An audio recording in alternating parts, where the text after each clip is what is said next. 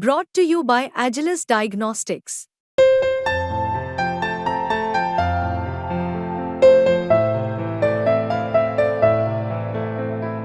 Agilus Diagnostics. कुछ लोग लगता है थक गए 17 महीने नारे लगा लगा के। हाथ कटे नहीं है, थके हो सकते हैं। उठाओ जरा और बताओ हाथ है।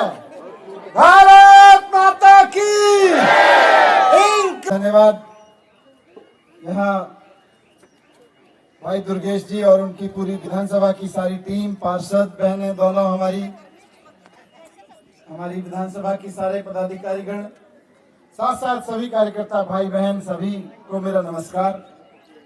सबसे पहले तो मैं आपको बहुत बहुत धन्यवाद देना चाहता हूं और बधाई देना चाहता हूं। धन्यवाद इसलिए कि जब मैं 17 महीने जेल में था तो आप सबने बड़ी दुआएं भेजी। भगवान भी दुखी हो गए होंगे कि यार ये कौन सी पार्टी वाले लोग हैं, ये कौन सा आदमी अंदर बंद कर दिया मोदी जी ने उठा के। इसके लिए सब प्रार्थनाएं कर रहे हैं, सब दुआएं कर रहे हैं। कितनी सच्ची दुआएं आपने की, कितनी प्रार्थनाएं आपने की। सच में मैं तो जेल में था, देखता था बहुत तरह के लोग बंद थे वहां। गलत करने वाले भी थे और कुछ लोग गलत फंसा के भी बंद किए गए। बहुत लोग वहां, कोई नहीं पूछता जी।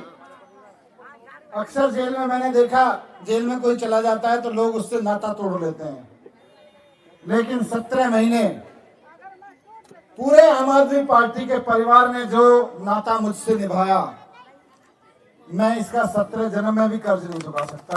आपने जो प्यार दिखाया, आपने जो सम्मान दिया, मैं दिल की गहराइयों से बोल रहा हूं।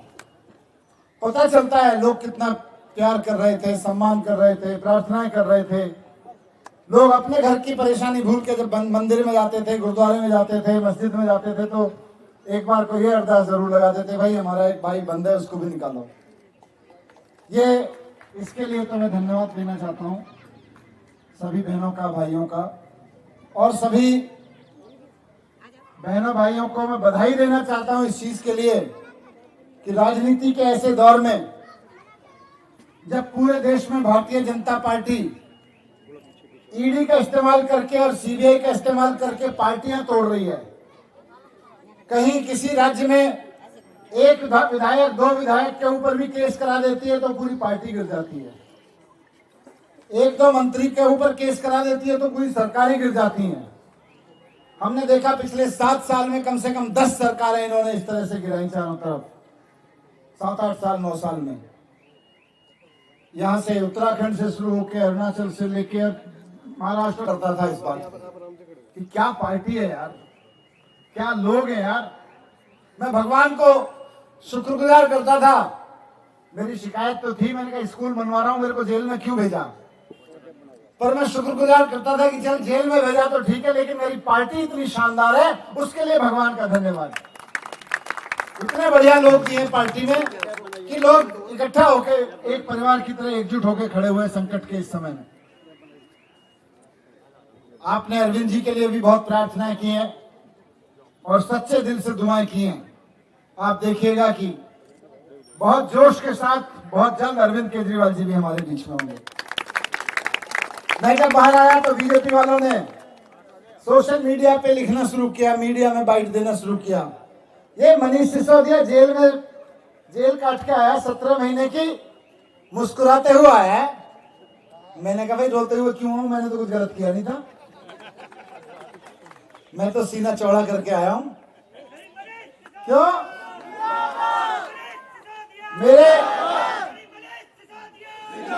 इनको बीजेपी वालों को लगता था कि 17 महीने इसको जेल में डाल दो, 6-8 महीने अरविंद केजरीवाल जी को जेल में डाल दो तो इनका मनोबल तोड़ देंगे, इनको तोड़ देंगे, अंदर से टूट जाएंगे। इनको ये लग रहा था मैं रोता धोता आऊंगा।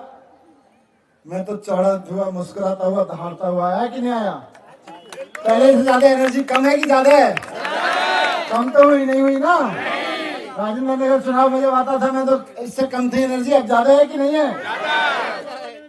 एनर्जी ज्यादा के साथ आया हूं। क्यों? मैं टूटता क्यों, मैं घबराता क्यों? मेरे घबराने की एक ही वजह हो सकती, 2 वजह हो सकती थी अंदर। एक तो ये हो सकती थी अगर मैंने कुछ गलत किया होता तो मैं घबराता। मैंने कुछ गलत किया नहीं और मैं घबराया नहीं। मैंने कुछ गलत किया नहीं और मैं अंदर से टूटा नहीं, मैं मजबूत होकर आया, पहली बात। और दूसरी बात, मेरा परिवार टूटा नहीं तो मैं घबराया नहीं।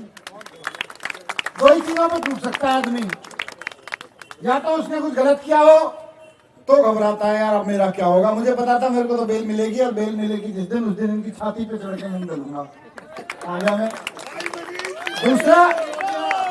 दूसरा घबराने की वजह, डरने की वजह, टूटने की वजह ये हो सकती थी कि भाई मेरा कुनबा टूट जाए। मेरा कुनबा तो और मजबूत हुआ है, मेरे मुट्ठी दूर थे बेटे से, परिवार से, आए हो 2-4 दिन छुट्टी कर लो, थोड़ा सा नीचे आ जाएगा दिमाग में। ना भाई, जितने भाइयों बहनों ने तपस्या की है, मैंने अकेले ने थोड़ी की है, आम आदमी पार्टी के सारे लोगों ने तपस्या की है। सबके बीच जाऊंगा, बैठूंगा नहीं, छुट्टी नहीं करूंगा। मेरी छुट्टी आपके बीच में आना ही है।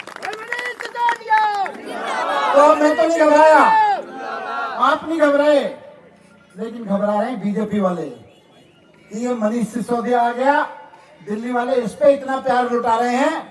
हफ्ते 10 दिन में केजरीवाल जी आ जाएंगे तो क्या हाल करेंगे दिल्ली वाले। बीजेपी वालों की नींद उड़ी हुई है इस चीज से, यकीन मानो। मैं पिछले 20 दिन से पद यात्राएं कर रहा हूं जगह जगह, रोजाना शाम को 2-3 घंटे ऐसे ही, जैसे आज आपके बीच चलूंगा ऐसे हर विधानसभा में चल रहा हूं।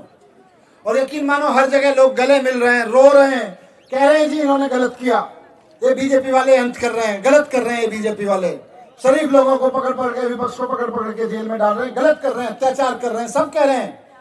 बोले काम कर रहे हैं केजरीवाल जी, हमारे काम रोकने के लिए केजरीवाल जी को जेल में डाला है, सारे लोग कह रहे हैं। तो इनको बीजेपी वालों को भी समझ में आ गया है कि अभी तो मनीष सिसोदिया ने निकल के पदयात्राएं शुरू की हैं, या आम आदमी पार्टी वाले पागल हो गए हैं, इतने जोश में पागल हो गए हैं। केजरीवाल जी आ जाएंगे तो पूरी दिल्ली सर पे उठा के घूमेगी केजरीवाल जी को, ये जश्न होगा। और इससे घबरा के बीजेपी वाले बयानबाजी कर रहे हैं, बेचारे क्या करें, इधर उधर कर रहे हैं जो कर रहे हैं।